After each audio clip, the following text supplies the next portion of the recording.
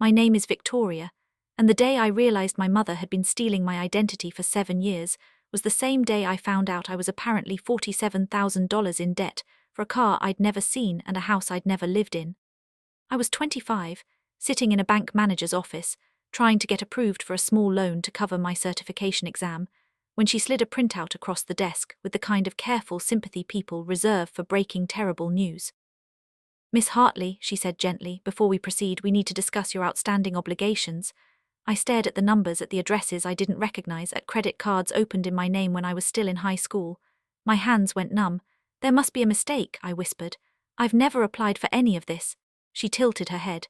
"The signature matches your name, the social security number is yours, and according to this, the primary contact phone number has been active for years." That phone number, it was my mother's. If you've ever trusted someone so completely that the idea of them betraying you felt impossible, stay with me until the end.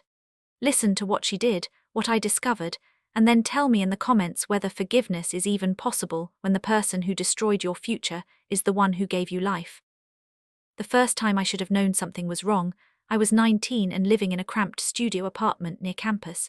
I'd been working 2 jobs, saving every dollar, trying to build something my mother always told me I'd never have.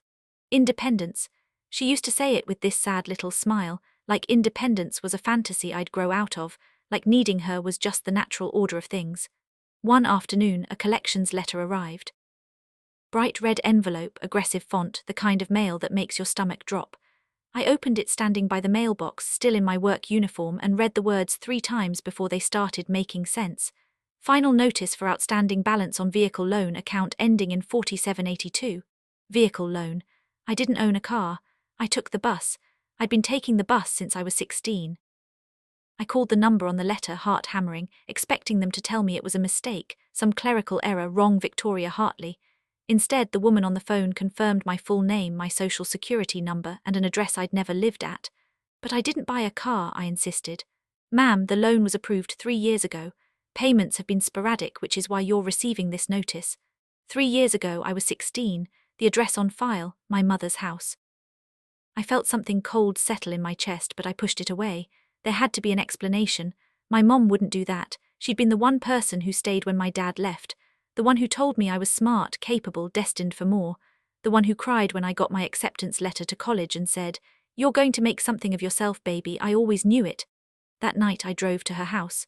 Well, took the bus to her house. She was in the kitchen barefoot, stirring something on the stove. The smell of garlic and butter filled the space, warm and familiar, exactly the way home is supposed to feel. "Mom," I said, sliding the letter across the counter. "I got this today, do you know anything about it?" She glanced at it, barely a flicker of reaction, and turned back to the stove. "Oh, that," she said lightly. "I meant to tell you." "Meant to tell me," my voice cracked. "This says I owe $12,000 on a car I don't own." She sighed, setting the spoon down with deliberate care. "Victoria, you don't understand how hard things have been. Your dad left, I had bills, I needed a car to get to work. I was going to pay it off before you even noticed. You used my name," I said slowly. "My social security number without asking me." She turned to face me, and for the first time I saw something in her eyes that wasn't maternal warmth. It was irritation. "I gave you life," she said simply. "I think the least you can do is help me survive it. Besides, I'm making payments. It's not like I'm ruining your credit." Except she was. She just didn't care. I wanted to scream. I wanted to grab that letter and shove it in her face and demand she fix it.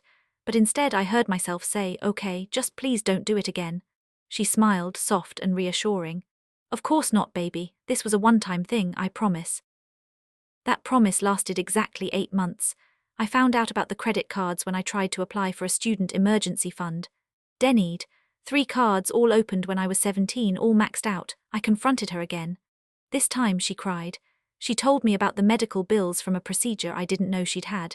She told me she was drowning, that she didn't want to burden me, that she thought she could handle it quietly. She looked so small, sitting on her couch with tissues balled up in her fists, and I felt like the villain for even air. "Sking, I'll fix it," she promised, eyes red and swollen. "I swear, Vicky, I'll pay it all back. You won't even remember this happened." I wanted to believe her. God, I wanted to believe her so badly. So I did. I told myself this was what family did. You helped each other. You forgave. You moved on. What I didn't realize was that I was the only one forgiving. She was just getting better at lying. Years passed, I graduated college, got a job as a junior accountant, started dreaming about grad school. My mother and I talked every week. She'd ask about work, about my friends, about whether I was eating enough. She sounded proud. She sounded like a mom. Then at 25 I decided to buy a condo. Nothing extravagant, just a small one-bedroom in a neighborhood where I could walk to the grocery store. I'd been saving for 2 years. I had a down payment. I had a plan. The bank manager's face when she pulled my credit report should have been a warning. It was the kind of expression you give someone when you're about to deliver news that will fundamentally reshape their reality. "Miss Hartley," she said carefully, "your credit score is 487. I laughed, actually laughed. "That's impossible. I pay everything on time. I don't even have that many accounts." She turned the screen toward me, my name, my social. My entire financial life, except it wasn't mine. 7 credit cards, a car loan, a personal loan for $15,000, a mortgage. "I don't own a house," I said, voice hollow. She pointed at the screen. "According to this, you co-signed on a property in 2019. 2019, I was 21. The address was my mother's." I sat in my car in the bank parking lot for an hour, phone in my lap, staring at my mother's contact. Part of me wanted to call her, to give her a chance to explain, to hear her say it was all a misunderstanding. The other part of me, the part that was finally waking up after years of willful sleep, knew exactly what she'd say. She'd cry, she'd apologize, she'd promise to fix it, and I'd believe her because I always had. Instead, I called a lawyer. The consultation was free. The information was devastating. "Identity theft," he said matter-of-factly, flipping through the documents I'd printed. "Even if it's a family member, it's still a crime. You can file a police report, dispute the accounts, but it's going to take years to untangle." "What if I just talk to her?" I asked. "What if she agrees to pay it off?" He gave me a look that was equal parts pity and frustration. "Miss Hartley, people who do this don't stop because you ask nicely. They stop when they're forced to. Has she ever paid off anything she promised to?" I thought about the car loan still sitting in collections, the credit cards still maxed out, the apologies delivered with tears and just enough shame to make me feel guilty for doubting her. "No," I whispered. "Then you need to decide," he said, "whether protecting her is worth destroying yourself." That night I went to her house unannounced. She answered the door in a bathrobe, hair wrapped in a towel, surprised but smiling. "Vicky, I wasn't expecting you. Come in, I'll make tea." I didn't move from the doorway. "I went to the bank today," I said. Her smile faltered just a flicker, but I saw it. "Okay," she said slowly. "Why do I have a mortgage in my name for a house I don't own?" Silence. The kind that's so heavy it makes your ears ring. Then she sighed, shoulders sagging like I was exhausting her. "Victoria, you're overreacting." Overreacting. The word hit me like a slap. "I'm $47,000 in debt," I said, voice shaking. "I can't buy a house, I can't get a loan, I can't build a life because you've been stealing my identity since I was a teenager." "Stealing is a strong word," she said, tone sharp now. "I'm your mother. I used your information to survive. That's not stealing. That's family." "Family doesn't ruin each other," I shot back. She stepped closer, eyes narrowing.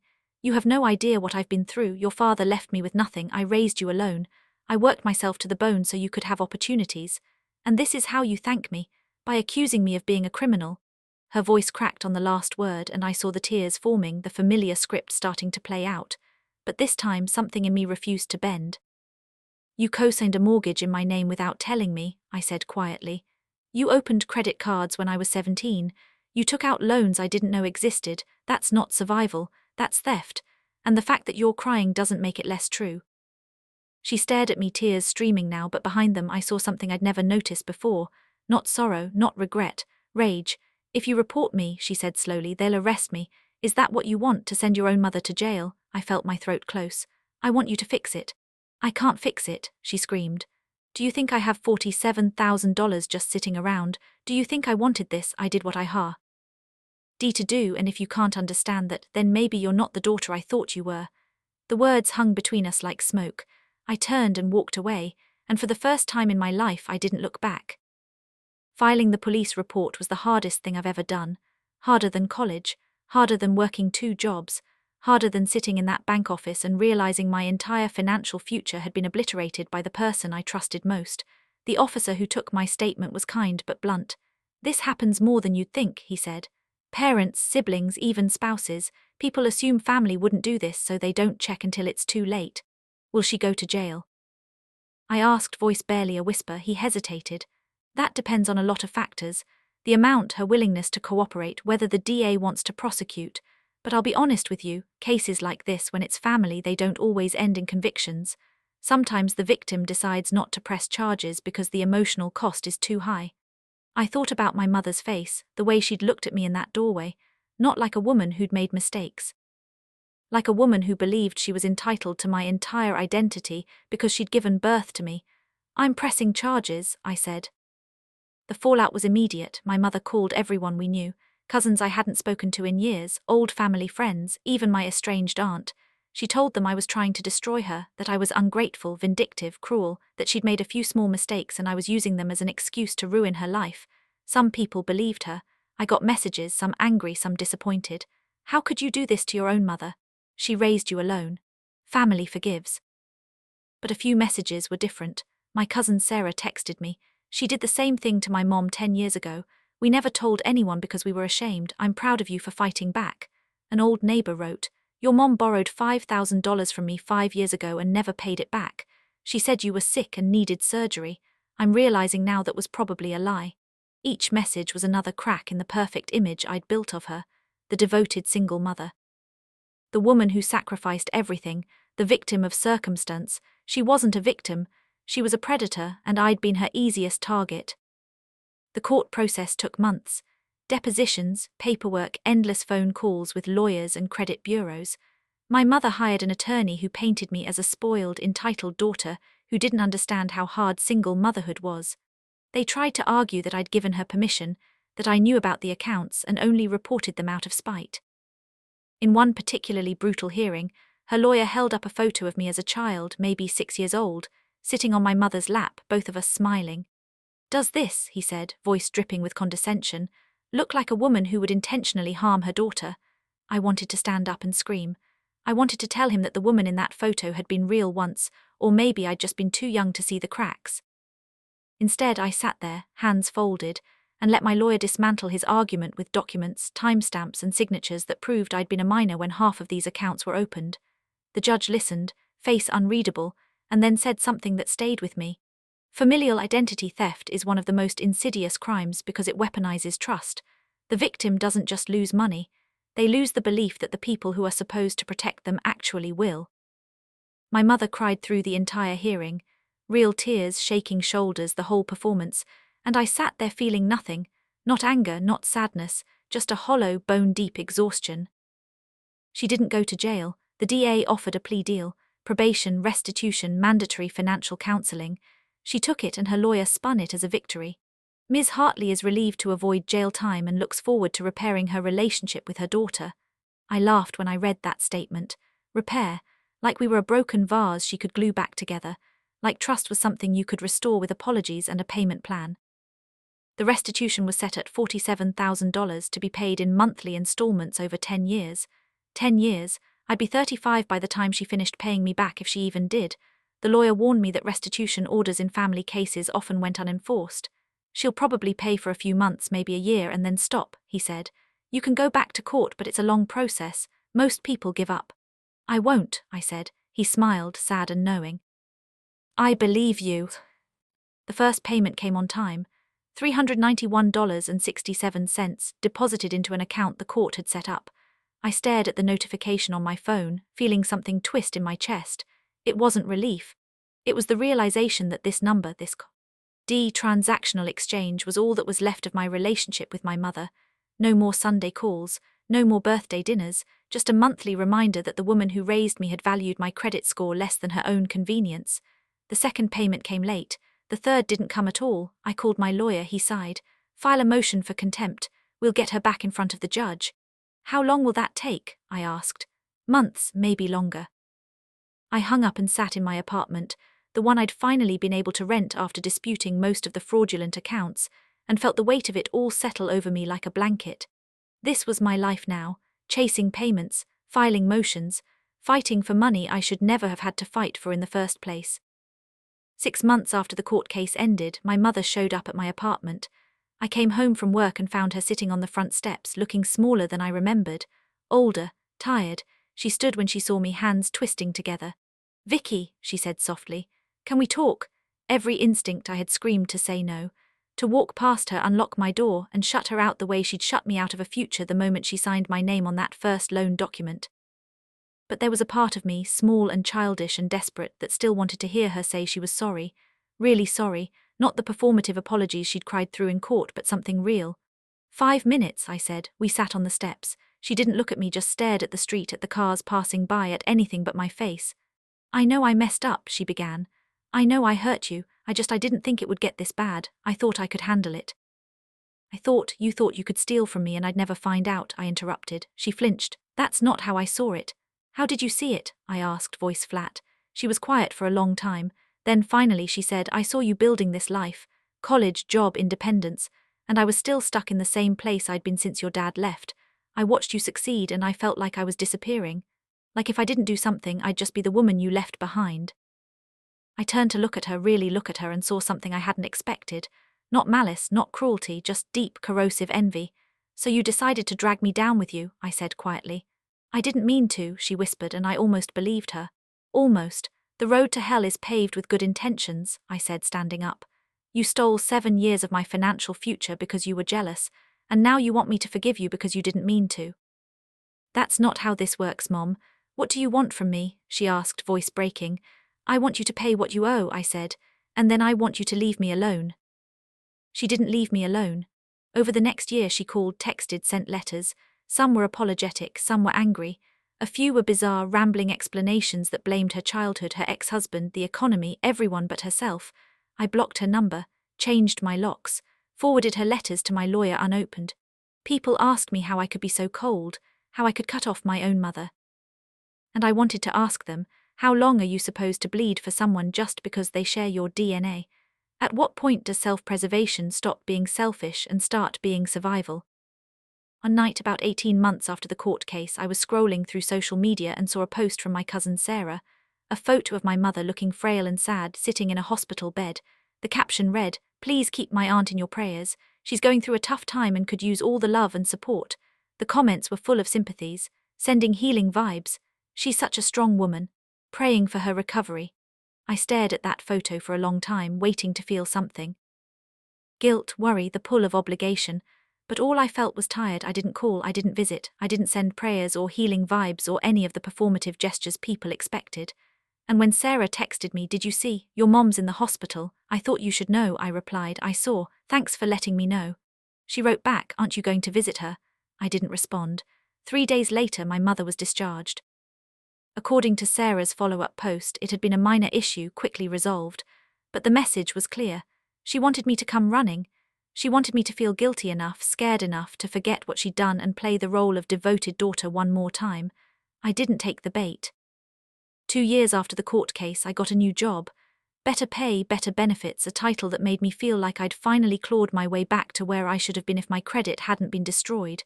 I celebrated by doing something I'd been putting off. I went to therapy. The therapist, a woman, in her 50s with kind eyes and a no-nonsense demeanor, listened to the whole story without interrupting. When I finished, she leaned back in her chair and said, "Do you feel guilty for protecting yourself?" "Every day," I admitted. "Why?" she asked. "Because she's my mother, because people keep telling me I should forgive her, because I feel like I'm supposed to be the bigger person." She nodded slowly. "Let me ask you something. If a stranger had done this to you, would you feel guilty for pressing charges?" "No," I said immediately. "Then why does being your mother give her a free pass to ruin you?" I didn't have an answer. She continued, "Forgiveness isn't something you owe anyone, Victoria. It's not a debt you have to repay. It's a gift you give when and if you're ready. And you're allowed to never be ready." Those words cracked something open in me. I cried in that office, ugly, heaving sobs, and for the first time in years, I didn't feel like I was the villain in my own story. 3 years after the court case, the payments stopped completely. My lawyer filed the motion for contempt. We went back to court. My mother showed up looking defeated, her lawyer arguing that she'd lost her job, that she was doing her best, that the court couldn't get blood from a stone. The judge was less sympathetic this time. "Ms. Hartley, you entered into a legal agreement. Your financial difficulties do not absolve you of your obligations. I'm ordering wage garnishment. If you're employed, the payments will be taken directly from your paycheck. If you're unemployed, you'll need to provide proof and we'll revisit the payment structure." My mother looked at me across the courtroom and I saw it again. Not remorse, not shame, anger. She was angry at me for holding her accountable. for not letting her get away with it, for refusing to be the obedient daughter who absorbed her damage in silence. I looked back at her and I felt nothing. People ask me now years later if I regret it, if I regret reporting her, taking her to court, refusing to reconcile. They ask if I miss having a mother. And here's the truth I've learned. I didn't lose a mother. I lost the illusion of one. The mother I thought I had, the one who loved me unconditionally, who wanted the best for me, who would protect me, she never existed. Or maybe she did once, and somewhere along the way her envy and entitlement devoured her. Either way, the woman who stole my identity wasn't someone I needed in my life. I miss the idea of her. I miss the fantasy of what a mother is supposed to be. But I don't miss her, not the real her, the one who looked me in the eye and said, "I gave you life, so I'm entitled to ruin it." Last month I got a letter, not from her but from the court. The restitution had been paid in full, not by her estate. She died, heart attack. Sudden, I sat with that letter in my hands for hours, waiting for grief to come. It didn't. What came instead was a strange, quiet relief. It was over. The payments, the court dates, the possibility of her showing up on my doorstep. All of it over. I didn't go to the funeral. I sent flowers with a card that said, "Rest in peace." People probably thought I was heartless. Maybe I am. Or maybe I just learned the hard way that sometimes the most loving thing you can do for yourself is let go of people who only know how to take. A few weeks after her death, I got a call from her lawyer. She'd left a will. In it, she'd written me a letter. He asked if I wanted it. I almost said no. But curiosity got the better of me. The letter was short, handwritten on stationery I recognized from her house. "Victoria," it read, "I know you won't forgive me. I don't blame you. I spent your whole life taking from you because I didn't know how to build anything for myself. I watched you become everything I wanted to be, and instead of being proud, I was jealous. I'm sorry I couldn't be the mother you deserved. I'm sorry I only ever saw you as an extension of myself instead of your own person. You were right to walk away. I hope one day you can be proud of yourself the way I never let myself be proud of you. Mom." I read it 3 times, sitting in my car outside the lawyer's office, and then I folded it up and put it in my glove compartment. I didn't cry. I didn't feel vindicated or victorious. I just felt sad. Sad for the woman she could have been. Sad for the relationship we never got to have. Sad for the little girl in that photograph who didn't know yet that the person holding her would one day see her as a resource to exploit instead of a child to protect. But here's the thing, sadness isn't the same as regret. I'm sad it happened. I'm not sorry I fought back. I rebuilt my credit. It took years, but I did it. I bought a condo, got promoted, built a life that's mine, entirely mine, with no one's name on it but my own. I have friends who know the whole story and love me anyway. I have a therapist who reminds me that bow and diaries aren't cruelty. I have a future that belongs to me. And sometimes, late at night, I think about that little girl in the photograph, the one sitting on her mother's lap, smiling because she didn't know yet what was coming. And I wish I could go back and tell her, "It's going to hurt. It's going to be the hardest thing you ever do, but you're going to survive. And one day you're going to be free." So here's my question for you. If the person who gave you life spent years taking it back piece by piece, what would you do? Would you forgive them because society says you're supposed to? Would you keep bleeding because family is family? Or would you finally choose yourself, even if it meant everyone else called you cold, heartless, unforgiving? Because here's what I learned. The people who call you heartless for setting boundaries are usually the ones who benefited from you having none. And the day I stopped caring what they thought was the day I finally started living.